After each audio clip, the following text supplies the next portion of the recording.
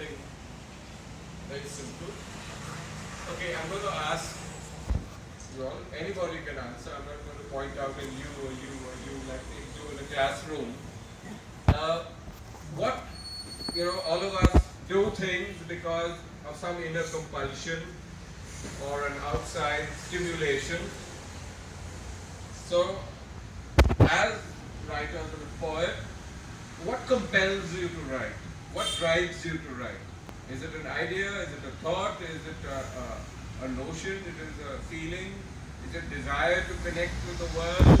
Is it that you're overwhelmed by a good feeling or a bad feeling? Is it that you heard someone saying something and triggered off? What compels you to write? Yeah, go ahead. It enables me to express my ideas and feelings and emotions. Yeah. Okay. So you feel you need to express your ideas, feelings, emotions. That's why you write. Yeah. Yeah. Okay. Fine. I mean that's the most honest answer I've heard in a long time. Yeah. Would you like to take a try? I write because it completes me. Yeah. I write because it completes me. I am able to view life in retrospect, and I'm able to view and face my own demons and nourish my own angels.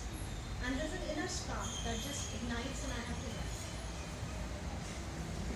So there is definitely a compulsion. And how about you? So for me, it's despair. Despair compels me to write. And then there's a certain grief that because in my life I have been facing griefs which I couldn't share with people. So I had to share it somewhere. I had to put it somewhere. So when it's a poetry, it's bluntly put out there, and that's why most of the people don't like my poetry. It's in Hindi and it's very dark. But when it comes to stories, I prefer stories because for some reason my fantasy stories help me, deal with my despair, and that's why I write. It's a remedy for my despair. Okay. So we have inner compulsion and we have remedies. So there's quite an array there. There, the American writer, playwright Edward Albee, sometimes pronounced as Edward Albee, he once said, somebody asked him in an interview, why do you write such serious stuff? Well, you write something light, something comic. So he said, listen man, he said, comedy is what they like and tragedy is what they deserve. So you're giving it to them. Okay, let's get on to the next. Where did the inspiration come from? You said some amount. In terms of the book you wrote, where did that inspiration come from? Mahirash. As I mentioned, that misused cliches have always bothered me. So when I was thinking of what topic I should write on, that's the first thing that I want to. That's the first thing I chose. Yeah. You mentioned something about the term normal being used or misused. That must disturb you. Yeah. Yeah. Do you feel that sometimes that's very damaging when you have the label of normal there? Yeah, you tend to feel left out if you're not called. This is not normal if you're told that line. So you feel like a freak or something like that. Yeah, okay. Great. Yeah. Would you like to talk about where your inspiration comes from for that particular book? Having been brought up in an educational setup, I had a chance to meet many erudite personalities, and so they also inspired me a lot. And secondly, when I started writing letters for the Tribune, Chandigarh, so my teachers, my parents, of course, they started appreciating me a lot. So I felt that I can do more and I can do better. So that's how poetry, I don't know how poetry came in, even I don't know. It was just inherent, that just poured out. So this is how I started writing. Yeah. Okay. Now, you had mentioned a while ago I need to connect with what you're saying. You had mentioned a while ago that you write out of your despair. Yeah? And that's how I started writing poetry. I got slapped by the English teacher for turning out an essay that I had actually written and left at home. And I knew he was a very, very violent guy. So he asked me to read what I had written. I realized I left my book at home, so I just took out any notebook, opened the page and began reading. See, and it turned out to be very comic and everyone was cheering and clapping. The problem was I hadn't turned the page. Yes? So, now you tell us about your inspiration. You had mentioned something there, but... So, I'm basically a very idealistic person. I want happy endings in my life, and sadly in our lives we never get that, because either we die or we are mostly We all die. die. That's it. We die. That's our happy ending. No, even inside, dying inside is not a happy ending, but I guess happy ending is dying. Okay, they have differences of opinion. Okay, we'll take it up later, yeah. So, but what I admire is in fairy tales, in all of these fantasy genres, there's always, it's mostly there are happy endings. So I wanted to have that. I wanted to have my own world, and that's what triggered it. And my inspiration is my grandmother and those books that I've read. That even pushed me further to create my own world. That's about it. Yeah, I think he said something, or he didn't say it, he didn't articulate it, but there was something there in between his sentences which show us that he has a respect for age and time, and therefore you're dipping in to old stories or old inspirations or people who are much older than you to share their stories and take it forward as yours in fantasy writing. In a way, yes. Yeah, that would be a great cure for your despair, I promise you. It's a very sensitive approach to writing. Yes. When I brought out my first book, I was in Delhi, and there I used to attend various poetry fests. And there, the aura, the ambience was like, if you write poetry, that means you're sad, you're dejected, you're heartbroken. I also wrote some love poems imagining, okay, a lover has deceived a beloved, or a beloved has deceived a lover. But then I thought that this is not working. So poetry is not all about dejection. There can be happy poems also. There can be lively poems also. So that was also an inherent inspiration which came that no, it's not only about disappointment. Yes. Name one happy poem, please. I don't Not your poetry, any other. remember, I'm sorry. Okay. But Now, yes, there are happy poems like William Wordsworth's Solitary Reaper, Daffodils, those are not sad poems. They're happy poems. Robert Frost, The Road Not Taken is a motivating poem. Yeah, Jungle. Okay. I think it is very interesting how we have, Mahivash watching the other two taking each other apart, and she's saying, now where are the cliches here? Where are they? Let me bust them.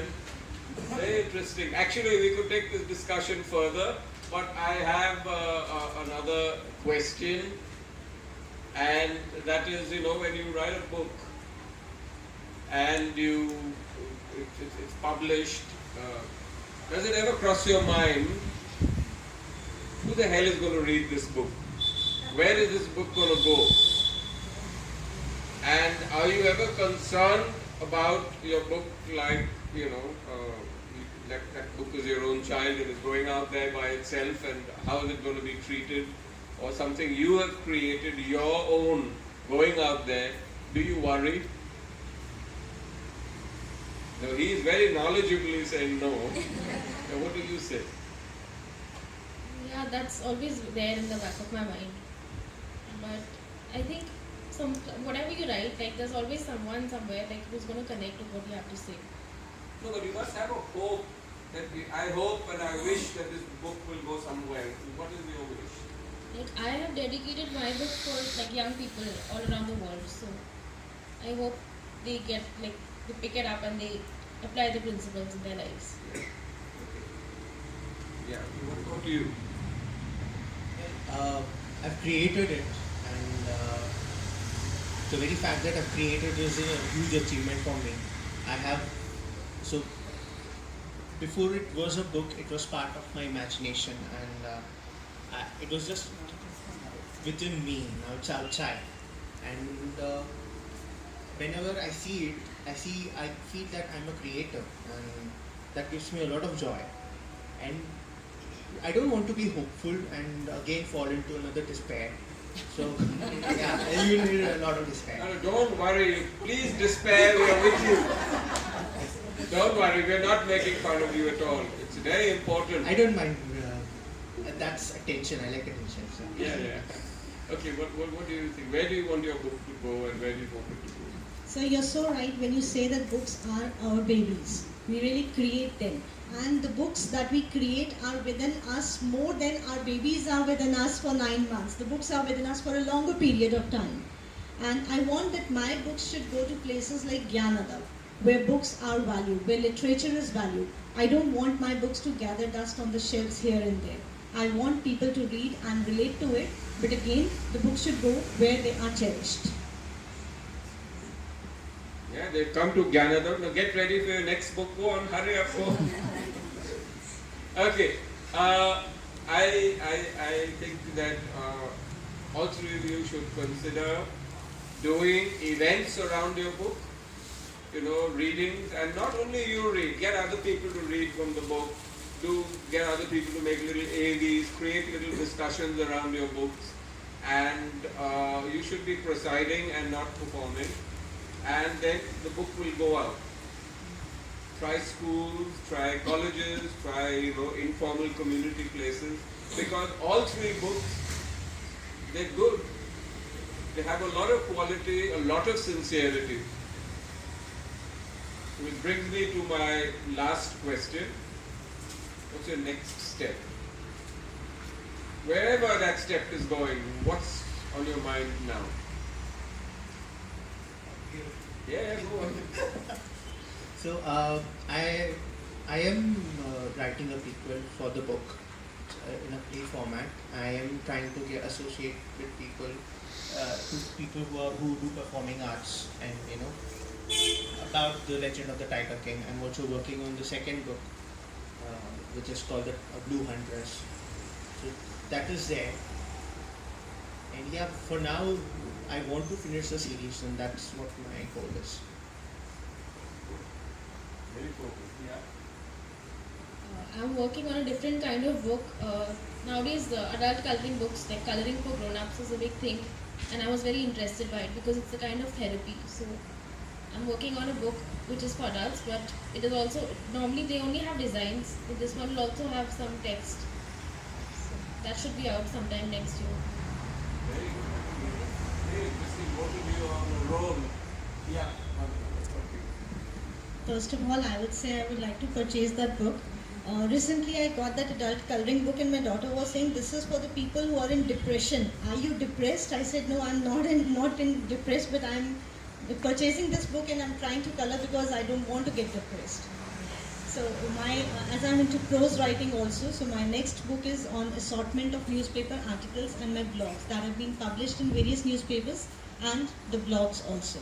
And then the second in line is on my reflections on life, and a novel which is, I think, a far reality yet, but then these two books are in the pipeline. Wow. So we've got a lot of exciting times ahead. We've got long evenings of listening to these three interesting people.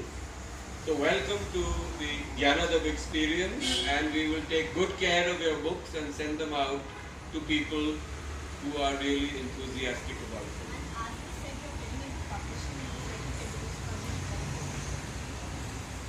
Well, there's a whole process to come along and we can check it out. Absolutely. Okay, thank you again.